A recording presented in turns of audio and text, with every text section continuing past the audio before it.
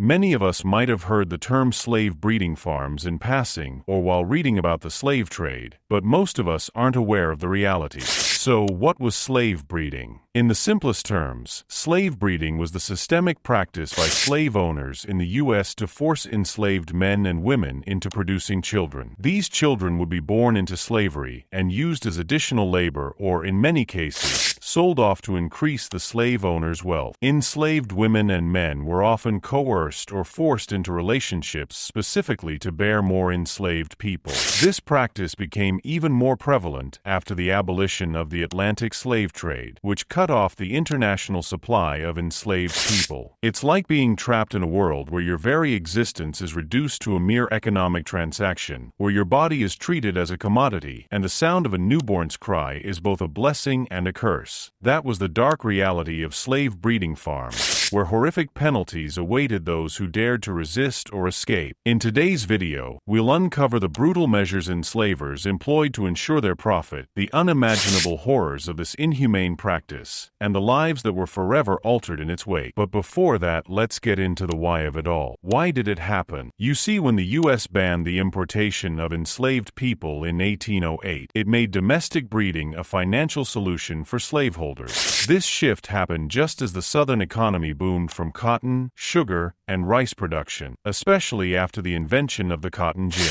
Plantation owners desperately needed more labor to meet the demand, but importing enslaved people was now illegal. So they turned to the enslaved population they already owned, seeing their reproduction as a solution to the labor shortage. Slave owners even assigned specific roles based on physical attributes, and enslaved people were subjected to treatment more commonly associated with livestock than humans. The men, often selected for their physical strength, were forced into what they called breeding programs, while women were expected to bear multiple children under brutal conditions. And to justify this horrible practice, slaveholders found ways to dehumanize enslaved people even further. Laws and certain interpretations of religious texts stripped away any claim to personhood for the enslaved, framing them legally as property with no rights. Slave owners even argued that enslaved people were destined to be subjugated, even pointing to the Bible as justification for this exploitation. Enslaved individuals were then forced into relationships and families as per the will of the enslavers, with no choice of their own. This harsh reality, just like so many other things related to black people, would have been easily hidden and erased from history if it weren't for the enslaved people who managed to escape, leaving written narratives detailing these experiences. Many women spoke of being raped, forced into arranged marriages, or subjected to abuse by slave owners, overseers, and even their sons. Maggie Stenhouse, a woman who was formerly enslaved, shared that slave owners brought in stockmen for forced breeding purposes. They were forced into rooms with young enslaved women, all with the intent to raise children as if they were breeding livestock. Daily realities of enslaved life. Life on these plantations was defined by relentless labor. Enslaved people worked in the fields from dawn until dusk, often on an empty stomach, with miserable living conditions offering no comfort. Now let's look at the chilling facts about the realities of these breeding farms. Truths that may be hard to hear but are important to remember. Fact number 1. Enslaved women were treated as breeding machines, forced into repeated pregnancies with various men purely for the financial gain of their enslavers. In the Deep South, where labor demands were relentless, these women had no say over their own bodies or futures. Fact number 2. The coercion didn't stop at breeding farms. Across the South, female slaves faced constant abuse from their owners and overseers, resulting in pregnancies that only served to add to the owner's property. This exploitation was widespread, leaving countless women vulnerable. Fact number 3. Mothers were forced to give up their babies, who were then sold off like commodities as soon as they were weaned. This harsh reality was profitable for slave owners, but shattered countless families in the process. Fact number 4. In a grotesque twist, some enslaved men were even rewarded for impregnating the most women. This inhumane competition, encouraged by their captors, is one of the most disturbing aspects of these breeding farms. Fact number 5. Interestingly, women deemed good breeders sometimes received slightly better treatment. Enslaved women who bore multiple children might be given better food and conditions, but only to ensure their productivity in bearing more enslaved individuals. Fact number 6. Slave breeding was incredibly profitable for plantation owners. Historical records show that enslavers like Isaac Franklin profited immensely from breeding practices. Children were sold for high prices, becoming future sources of labor and income. Fact number 7. Plantation doctors were hired not to care for enslaved women, but to ensure their health for continuous pregnancies. Some doctors were complicit in this brutal process, conducting experimental surgeries without anesthesia and treating enslaved women as mere subjects rather than human beings. The notorious Dr. J. Marion Sims, known as the father of modern gynecology, exemplifies this horror. He performed experimental surgeries on enslaved women, assuming they didn't experience pain like white individuals. These procedures advanced medical techniques, but at a devastating cost to these women. Fact number 8. Adding to the horrors, enslaved women on these farms faced severe malnutrition and limited health care, leading to tragically high infant mortality rates. Forced to work long hours, they couldn't properly care for their infants as well. Fact number 9. Even after slavery was officially abolished, the practice of forced breeding didn't cease. In some southern regions, former slaves,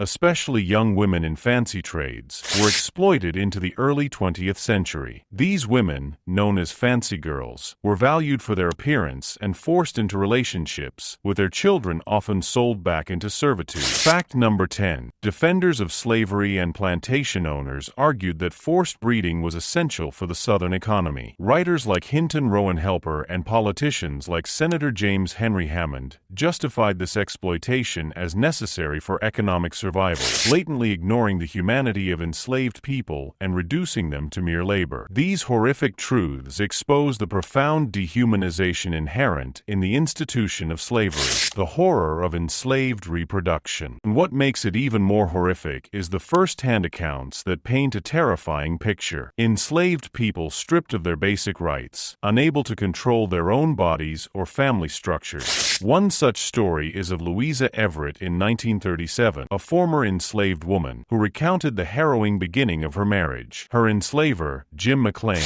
ordered her and her husband, Sam, to mate in his presence, brandishing a bullwhip as both a threat and reminder. Across southern plantations, enslavers practiced what some scholars refer to as reproductive regimentation. They exerted control not only over labor, but also over personal relationships, marriage, and reproduction. Enslavers like McLean would summon those they deemed fit and arrange forced marriages and sexual encounters, often dictating who could marry when and with whom. Some even tore apart existing relationships or reassigned partners to suit their whims. Charlotte Martin, another formerly enslaved woman, recalled how her enslaver selected the strongest and best to mate, breeding them like livestock to yield better stock. This dehumanizing language reduced individuals to mere tools of profit and labor. In the eyes of slaveholders, this control over reproductive rights fit into a larger economic framework. By controlling reproduction, slaveholders ensured a steady supply of laborers, further commodifying their enslaved workforce. For enslaved men,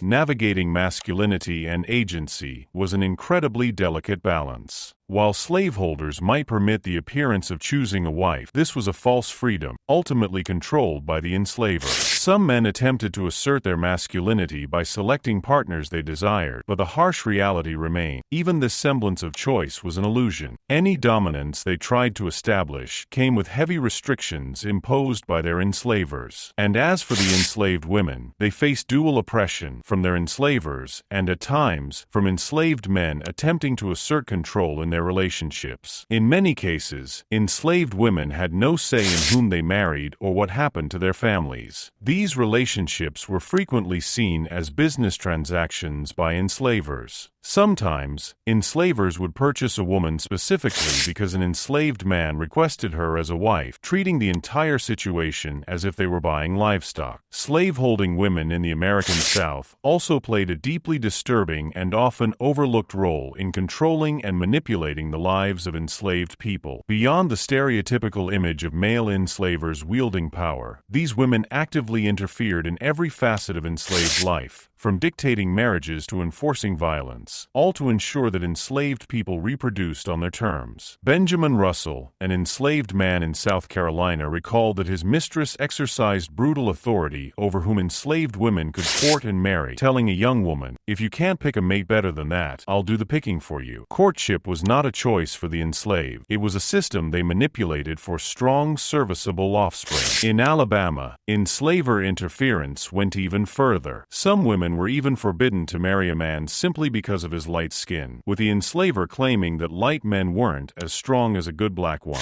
But controlling relationships was not enough. Violence was common and brutal. Some women took it upon themselves to patrol enslaved people's movements. They were hunted down and whipped if they tried to sneak away. Frederick Douglass, an iconic voice in the fight against slavery, reported on similar horrors. Douglass recounted how a poor white man, Edward Covey, exploited a single woman, Caroline, specifically for breeding. Covey hired a man to forcibly impregnate her, locking them in a room nightly. This was not just Caroline's exploitation. It was a calculated scheme to benefit from her forced reproduction. It's vital to remember these stories and honor those who suffered under such a dehumanizing regime. How enslaved men and women were stripped of their autonomy, forced into relationships for profit, and subjected to brutal conditions, all in the name of maintaining and enhancing an oppressive system, was beyond cruel. How do you think we can better acknowledge and educate others about this painful part of our past? Let us know in the comments below. And don't forget to like, share, and subscribe for more, and click that notification bell so you don't miss out on future videos.